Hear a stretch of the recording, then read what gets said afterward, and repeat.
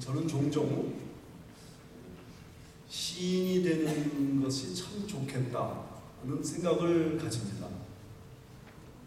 그렇게 그 짧은 표현 속에 인생의 중요한 교훈들을 표현해내는 그 재주, 그 깊이, 그런 거 볼 때마다 참 이 시인의 삶은 아름다운 삶이다. 그런 재주가 없어서 문제지 재주만 있다면 참 시인이 되고 싶다. 그런 생각이 종종 듭니다. 좋은 시를 읽으면 이런 시는 언제 꼭 오려뒀다가 우리 교우들과 나눠야 되겠다. 그런 생각이 드는데 제가 오늘 설교를 준비하면서 마침 준비해놨던 시가 있어서 여러분에게 먼저 읽어드릴 테니까 한번 들어보십시오. 도종환이라는 시인이 쓴 사람의 마을에 꽃이 진다라는 시의 일부입니다. 흔들리지 않고 피는 꽃이 어디 있으랴. 이 세상 그 어떤 아름다운 꽃들도 다 흔들리면서 피었나니, 흔들리면서 줄기를 곧게 세웠나니, 흔들리지 않고 가는 사랑이 어디 있으랴. 젖지 않고 피는 꽃이 어디 있으랴. 이 세상 그 어떤 빛나는 꽃들도 다 젖으며 피었나니, 바람과 비에 젖으며 꽃잎 따뜻하게 피웠나니, 젖지 않고 가는 삶이 어디 있으랴. 어떻습니까? 꽃이요 흔들리면서 핀대요. 꽃이요 젖으면서 핀대요. 이 세상에 흔들리면서 피지 않는 그런 꽃이 없고, 젖지 않고 피는 그런 꽃이 없다는 것입니다. 인생도 마찬가지입니다. 흔들리지 않고 젖지 않고 이루는 사랑, 흔들리지 않고 젖지 않고 이루는 삶 역시 없답니다. 내 인생이 흔들릴 때, 내 인생이 먼지 축축하게 젖을 때 우리는 낙심하고 이제 내 인생은 끝났나 보다 생각하기 쉬운데, 오히려 그 흔들림을 통해서 사랑도 이루고 젖음을 통해서 인생도 이룬다는 말입니다. 어떤 글을 보니까 또 이런 이야기가 있습니다.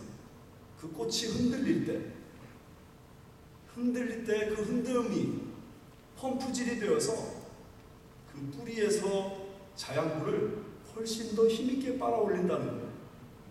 그러므로 많이 흔들리는 꽃은 훨씬 더 많은 자양분을 받아들인다는 거예요. 젖는 것도 마찬가지겠죠. 축축하게 젖은 것을 좋아하는 그런 꽃이 어디 있겠어요. 그러나 젖을 때 그 물기 속에 있는 영양분이 그 줄기에, 가지에, 잎에 쫙쫙 빨아들여가지고 그래서 아름다운 꽃을 피워낸다는 것입니다. 우리 인생도 흔들릴 때가 있죠. 젖을 때가 있죠. 그래서 비관하고 낙심하지요. 그런데 실상은 그 흔들림 속에서 인생이 만들어지는 겁니다. 젖음 속에서 인생의 성취가 일어나는 것입니다. 교회도 마찬가지입니다. 흔들릴 때가 있고 젖을 때가 있습니다. 그러면 꼭 그 교회가 망할 것만 같습니다. 그런데 주님이 말씀하십니다. 음부의 권세가 이기지 못하리라. 망하지 않습니다. 오히려 그 흔들림 속에서, 젖음 속에서 교회는 성숙하게 되고 내면이 깊어지게 되고 하나님의 아버지의 마음을 알게 되는 은혜와 축복을 누리는 줄 믿습니다.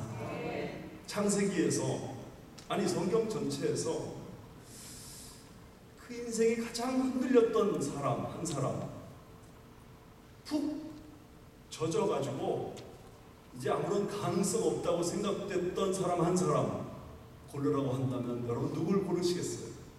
언뜻 생각하기에 요셉 생각나지 않습니까?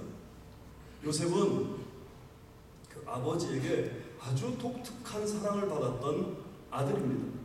아들 11 중에 11번째 막내 아들, 눈에 넣어도 아프지 않은 아들이었습니다. 그렇기 때문에 그 아버지는 그 아들에게 다른 아들에게 주지 않는, 그 당시에는 정말 구하기가 어려웠던 색동옷을 입혀 주었습니다. 아마 어린 요셉도 그렇게 생각했을 겁니다. 아, 내 인생은 왜 이렇게 행복할까? 내 인생은 얼마나 좋으냐? 아버지의 사랑을 이렇게 독차지하고 있으니 나는 정말 행복한 인생이다. 그런데 그런 인생이 어느 날 급전직하 망해버립니다. 흔들립니다. 노예로 전락합니다. 죄수가 됩니다. 죽을지 살지 모르며 잠이 들어야 되는 기구한 운명이 됩니다. 요셉의 인생이 흔들린 겁니다. 젖어버린 겁니다. 그것도 장장 13년이나 되는 긴 세월 동안. 그 13년의 그 흔들리는 삶, 누가 버텨낼 수 있을까요? 그 젖어버린 삶, 이게 회생 가능할까요? 아마 모든 사람들이 안 될 거야, 이제 요셉은 끝났어, 분명히 그렇게 생각했을 것입니다. 그런데 오늘 본문 말씀을 보면 요셉의 인생은 정반대입니다. 그 아버지 야곱이 요셉에 대해서 예언한 것처럼 그의 인생은 무성한 가지가 되었습니다. 22절 보시죠. 요셉은 무성한 가지, 곧 샘 곁에 무성한 가지라. 무성한 가지라는 이 말은 잎사귀만 넘친다 그런 말이 아닙니다. 오히려 열매로 가득 찬 가지가 되었다 그런 뜻입니다. 학자들은 여기서 말하는 이 무성한 가지를 아마도 포도나무를 말하지 않겠습니다. 왜냐면 포도는 보세요, 알이 그냥 주렁주렁 매달리잖아요. 그것도 한 덩치가 아니라 여러 덩치가 그냥 주렁주렁 매달리잖아요. 아마도 그런 포도나무 가지를 생각하면서 요셉의 생애는 무성한 가지가 됐다 그렇게 말했을 것입니다. 큰 나무가 됐다는 뜻입니다. 그런데 거기서 끝이지 않습니다. 그 뒤에 말씀 보세요. 그 가지가 담을 넘었도다. 무슨 뜻이죠? 나무가 너무너무 커져가지고 그 집안에서 감당을 못하는 것입니다. 담을 뛰어넘어서까지 이 가지가 펼쳐졌다 그런 겁니다. 주인이 먹고 배가 부릅니다. 야, 농사 잘 지었다, 행복하다. 그런데 이게 넘쳐가지고 지나가는 나그네까지, 이웃들까지 원하기만 하면 누구든지 따먹고 배불릴 수 있다는 말이죠. 그 가지가 담을 넘었도다. 얼마나 기가 막히게 풍성한 인생이 된 것입니까? 여러분 한번 생각해 보십시오. 요셉이 어떻게 이렇게 무성한 가지가 되었는가? 어떻게 그 가지가 담을 뛰어넘는 정도로 축복받은 삶을 살게 되었는가? 여기 23절 말씀 한번 성경을 좀 자세히 보셔야 돼요. 이 말씀 보면 원수가 요셉을 잡아서 죽이려고 악의적으로 공격을 해댔어요. 보세요. 23절 활 쏘는 자가 그를 학대하며 적개심을 가지고 그를 쏘았으나, 활을 쏘는 자가 그를 계속 못살게 굽니다. 그리고 죽이려고 하는데 아예 적개심에 불타서 어째든지 저 요셉 저거 죽여야 되겠다. 요셉의 형들이 그런 마음이었습니다. 아버지께 사랑을 독차지하고 있는 저 요셉 죽여버리자. 요셉은 형들을 위해서 다가왔는데 형들은 그 요셉을 향해서 저놈 죽여서 복수하자 그랬단 말이죠. 요셉이 보디발 장군의 집에서 충성을 다했는데 보디발 장군의 아내가 유혹을 합니다. 유혹을 해도 안 넘어가니까 나중에는 복수심에 불타서 이 요셉을 성폭력자로 고발해버립니다. 그래서 요셉의 인생이 만신창이가 됩니다. 그런데 24절 말씀 보면 요셉이 그 악의적으로 덤벼드는 원수에 의해서 죽느냐? 죽지 않습니다. 24절 보세요. 요셉의 활은 도리어 굳세며 그의 팔은 힘이 있으니, 이게 무슨 말이죠? 넉넉히 살아남았다는 뜻입니다.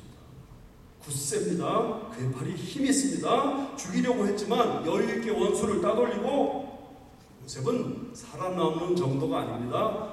넉넉히 건재한다 그런데 25절 말씀 보면 이 요셉이 복받은 인생이 됩니다. 한번 보세요. 중간에 그가 내게 복을 주실 것이다. 하나님이 복을 주신다고.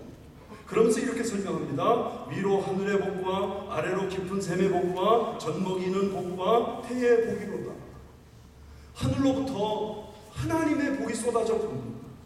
여러분, 하늘의 복 받은 사람을 이길 자가는 없습니다. 누구도 못 이깁니다. 그런데 요셉이 하늘에서 내려지는 그 놀라운 복을 받는다는 거예요. 그런데 이 사람 또한 깊은 샘의 복을 받는데 이게 무슨 말이에요? 여러분, 어떤 사람은 땅을 파면요 파도 끝없이 땅이 나오는 사람이 있습니다. 그런데 어떤 인생은 그저 삽질 한 번만 하면, 괭이질 한 번만 하면 그냥 샘이 터지는데 그 샘도 깊은 샘이 터져요.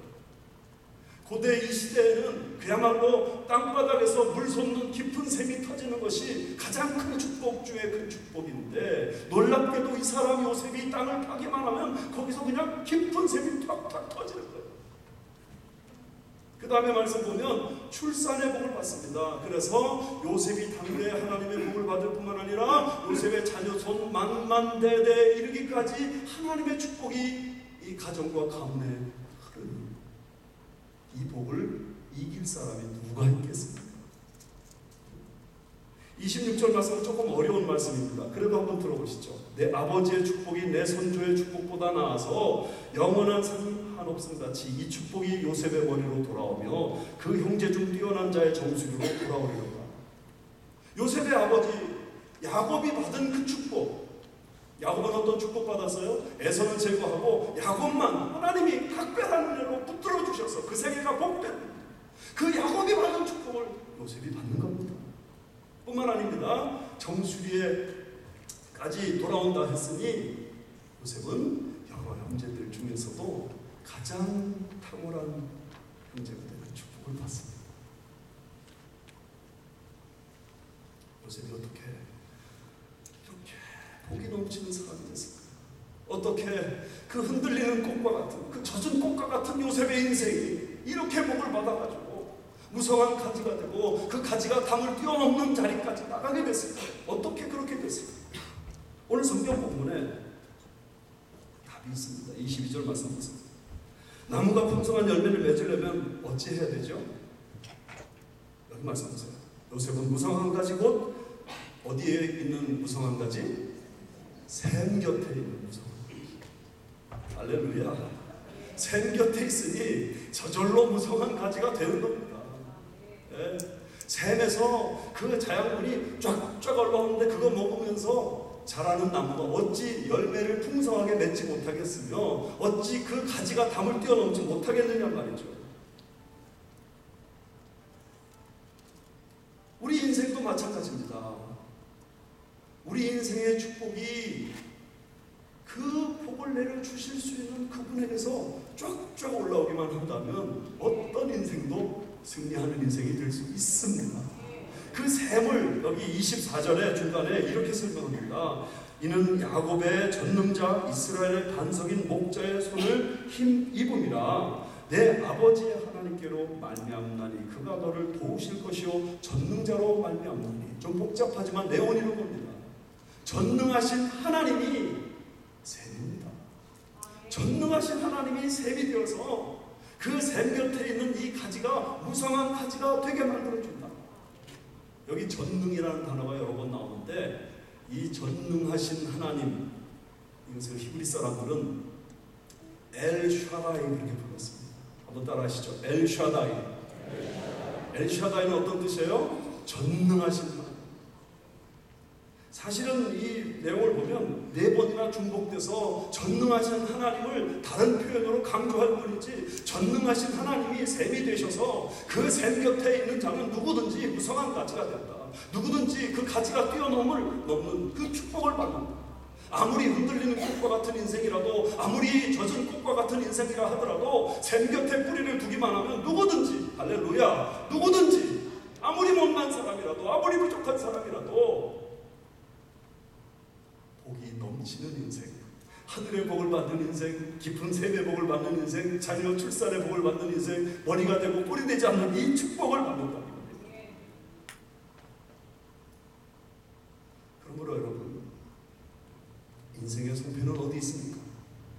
인생의 성패는 내 인생이 어디에 뿌리를 두느냐에 달려있는 겁니다. 어떤 사람은 사막에다 뿌리를 두는 사람이 있어요. 사막에도 조금 물기가 있기는 하죠. 그런데 파도 끝이 없이 메마른 땅인 사막에 그 뿌리를 두고 있으니 열심히 노력합니다. 일찍 일어나고 밤에 늦게 누우며 수고의 떡을 먹습니다. 그런데 얻은 것이 없습니다. 남는 것이 없는 인생입니다. 그런데 어떤 인생은 샘 곁에 땅을 파요. 그러니 거기서 물이 콸콸콸콸 솟아옵니다. 그리고 흔들리면 흔들릴수록 그 물이 더 세게 올라오죠. 젖으면 젖을수록 그 자양물이 더 많이 들어오죠. 할렐루야. 요셉의 생애가 바로 그랬단 말이죠. 샘 곁에 있기만 한다면, 전능하신 하나님 엘샤다이 의지하기만 한다면 누구든지 우리도 요셉처럼 무성한 가지 되는 축복을 받을 줄 믿습니다. 그 가지가 담을 뛰어넘는 그런 인생이 된다는 거죠. 언제 요셉의 생에 그 가지가 담을 뛰어넘는가? 언제 뛰어넘었어요? 여러분, 요셉 자체가 노예로 있을 때도 그가 하나님과 동행하니까 하나님이 그 노예의 삶을 형통하게 만들어주세요. 무성한 가지죠. 요셉이 죄수로 있을 때도 하나님과 동행하고 그 뿌리를 하나님 깊이 박으니까 죄수의 삶 속에서도 형통합니다. 그래서 간수장이 모든 일을 요셉에게 다 맡겨버려요. 요셉은 노예로 있으면서도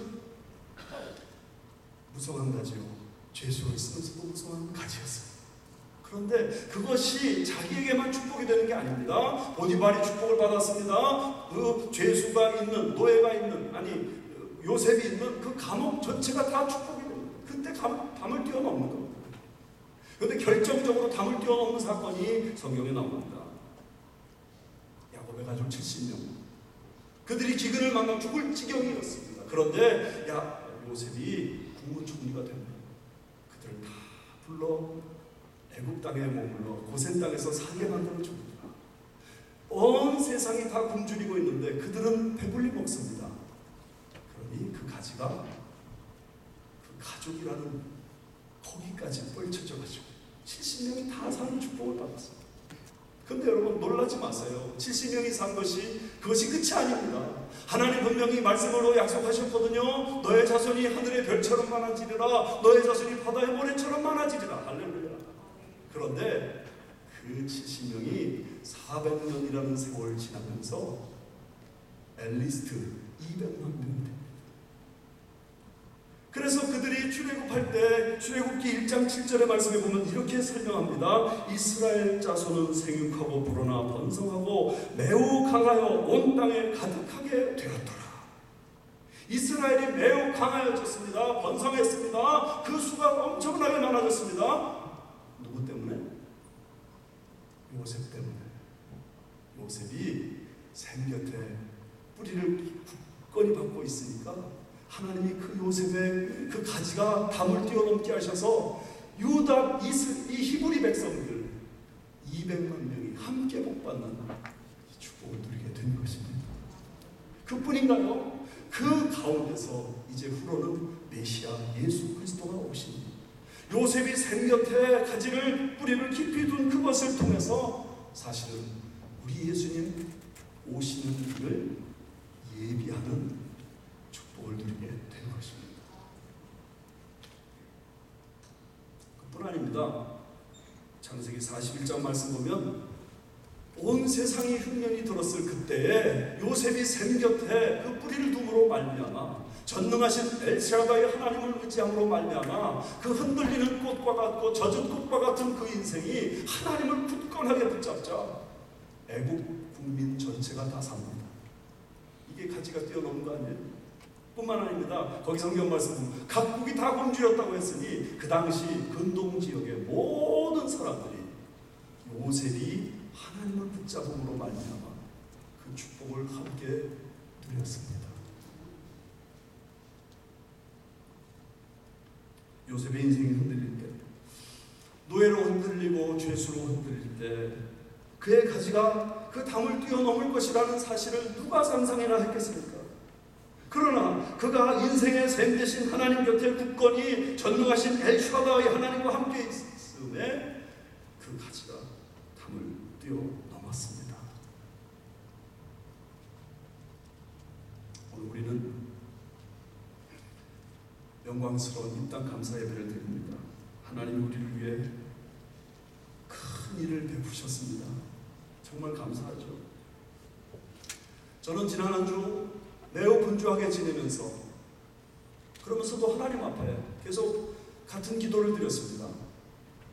하나님, 은혜를 베푸시는 것은, 특권을 베푸시는 것은 사명을 주시기 위하며 책임을 부과하시는 것입니다. 하나님이 저에게 주신 사명, 우리 교회에 주신 사명은 뭡니까? 하나님 우리에게 주시는 책임이 뭡니까? 사실 우리 교회는 초창기에 흔들리는 꽃과 같았고 젖은 꽃과 같았습니다. 14년 전에 우리 나침반교회를 개척한 제 친구 오세준 목사가 자기가 어떤 병에 걸렸는지 알지도 못하고 악전고투하면서 창립한 지 1년이 안 된 그 교회를 어떻게든지 불씨를 살려보려고 노력을 하다가 지쳐버렸습니다. 그리고 저를 만나서 교회를 맡아달라고 그랬습니다. 너무 힘들어서 기도원을 갈 때마다 하나님이 자기에게 말씀하시더래요. 너의 교회는 믿음 목사를 주는 게 좋겠다. 그 이야기를 나눈 지 일주일이 되지 못해서 오세준 목사는 쓰러졌고 이머저시 룸에 들어가서 비로소 그가 돌이키기엔 너무 늦은 암이라는 사실을 발견했습니다. 그리고 채 한 달이 되지 않아서 우리 오세준 목사 세상 떠났어요. 그때 우리 교회는 흔들리는 꽃이었어요.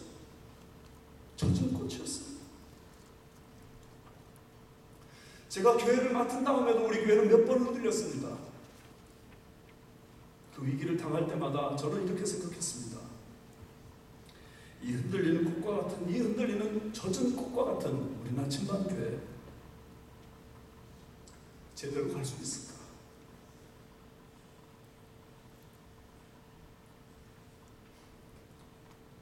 참 쉽지 않았습니다. 아무리 생각해도 잘 갈 것 같지 않았습니다. 그런 시기들이 있었습니다. 그런데 그때 지금 이 자리에도 몇 분 계신데요. 저를 믿어주고 지지해주면서 목사님 힘내십시오. 같이 한번 해봅시다. 그러는 분들이 있었습니다. 그분들의 도움을 받아서 위기를 넘기고 넘겼는데 아까 말씀드렸잖아요. 꽃이 흔들릴 때 그것이 펌프질이 되어서 오히려 자양분이 공급되는 것처럼 우리 교회가 막 흔들리고 젖어버렸을 그때 저 자신 더 낮아져가지고 겸손하게 하나님 앞에 은혜를 구하는 목회자가 될 수 있었고 그 힘든 시기에 우리 교인들이 더 하나님 앞에 매달리고 부르짖어서 엘샤다이 전능하신 하나님 도와주옵소서 함께 간구하는 가운데 교회는 구사일생으로 살아나고 풍전통화에서 그래도 살아남고 그리고 오히려 성도들은 비온 뒤에 땅 붙듯이 더 성장 성숙해서 우리 좋은 교회 만들고 더 노력합시다. 더 많은 헌신자들이 생기는 축복을 경험했습니다. 참 놀라운 것은 흔들리는 시기에 하나님만 붙잡으면 무성한 가지가 되는 축복을 경험한다는 것입니다. 여러분 인생에도 흔들릴 때가 있죠. 그때가 기회입니다. 그때가 찬스입니다. 흔들리지 않으면 기도할 이유도 별로 안 생깁니다. 흔들리는 그 시기, 젖은 그 시기, 샘 곁에 그 뿌리를 깊이 박고 엘샤다이 전능하신 하나님, 그분의 도우심을 붙잡고 그분의 도우시는 그 은혜 안에 하나님만 바라보겠습니다. 하나님만 의지합니다. 하나님 날 좀 구원해 주십시오. 우리 가정을 살려 주십시오. 우리 교회를 붙잡아 주십시오. 매달리게 되면 가지가 담을 뛰어넘는 축복을 경험하게 됩니다. 그런 위기 때 누가 진짜 교회인지 알곡인지 가라지인지 그때 갈라지더라고요. 그리고 그때 교회는 새로운 차원의 도약을 이룩하는 것을 경험하게 됩니다. 저는 영광스러운 입당주일 예배를 맞이해서 우리 교회가 초심으로 돌아가기를 원합니다. 초심이 뭔가? 저는 교회 사역을 시작하면서 어떤 교회를 해야 될 것인가? 하나님 앞에 계속 부르짖었습니다. 그때 하나님이 제게 주신 응답은 너 여지껏 해온 게 뭐냐? 그거 가지고 목회해라. 세상 말로는 배운 도둑질이 뭐냐? 그런 거 말이죠. 배운 도둑질이 뭐냐? 너 그거 가지고 목회해라. 제 배운 도둑질이 설교 열심히 하고 제자 훈련하는 것이었어요. 신학교에 폴로 신학교 가서 논문 쓸 때도 제자 훈련에 관한 논문을 썼어요. 그때 저의 그 논문 지도해주는 찰스 바냉겐 교수님 쓰신 책이 God's Missionary People, 하나님의 선교사적인 사람들, 뭐 그런 뜻입니다. 그 책이 한국말로 번역될 때 모이는 교회 흩어지는 교회였어요. 제가 그때 깨달음이, 그 책 가지고 제가 논문 주로 썼는데 깨달음이 우리 교회 표현은 모이는 교회 흩어지는 교회다. 그때 깨달음이지. 우리 교회는 선교적인 교회가 되겠어.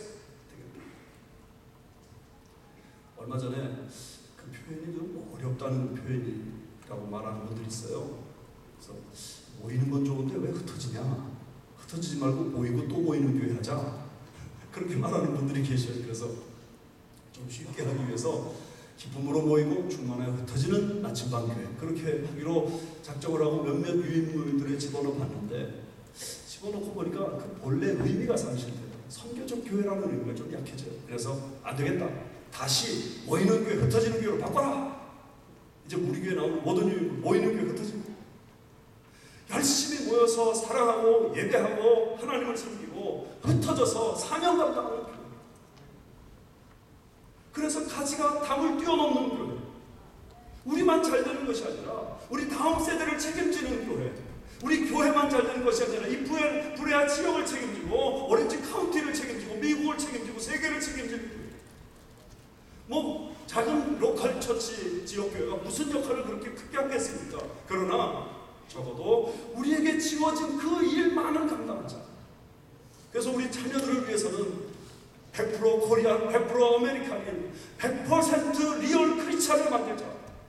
이런 목표를 다시 세우고 우리 젊은이들에게 문화 공간을 제공하고 우리 젊은이들이 교회를 사랑하게 만드는 그런 그 사역을 합니다. 우리 노인분들을 위해서는 정체성을 확보하고 삶의 보람을 찾도록 어떻게든지 도와주자. 이렇게 사역하고 부족하지만 세계에 할 수만 있으면 좀 더 선교사를 파송하고 선교사를 더 많이 보호하는 교회. 그래서 우리에게 주어진 책임을 감당하여 가지가 담을 뛰어넘는 그런 은혜를 사모하고 있습니다. 여러분 흔들릴 때 같이 흔들리지 마세요. 흔들리지 마세요. 젖었다 생각될 때 같이 쭉 처지지 마세요. 그때가 하나님의 축복받는 위대한 기회입니다. 오히려 우리 뿌리를 샘 곁에 박는 겁니다. 그리고 이 위기 같이 넘어가고 이 좋은 시기를 같이 전진해 나가다 보면 하나님께서 기어코 주실 겁니다. 우리의 가지가 담을 뛰어넘는 축복, 이 은혜에 함께 동참하시는 저와 여러분 되시길 주님의 이름으로 축원합니다. 기도합시다. 하나님 아버지, 요셉의 그 무성한 가지가 담을 뛰어넘어서 온 세상에 축복을 불러일으킨 것처럼 우리 나침반 교회 존재가 온 세상에 축복이 되게 하여 주시옵소서. 이 지역 사회를 살릴 수 있도록 도와주시고 다음 세대를 살릴 수 있도록 도와주시고 주여 세계 선교에 이바지하게 하여 주셔서 우리 교회 하나님이 이렇게 은혜 주시고 이렇게 특권 주신 그 책임을 감당하게 하시고 사명을 감당하도록 도와주시옵소서. 이 일을 위해서 우리 모든 성도들을 사용해 주시옵소서. 예수님의 이름으로 기도 올려옵나이다.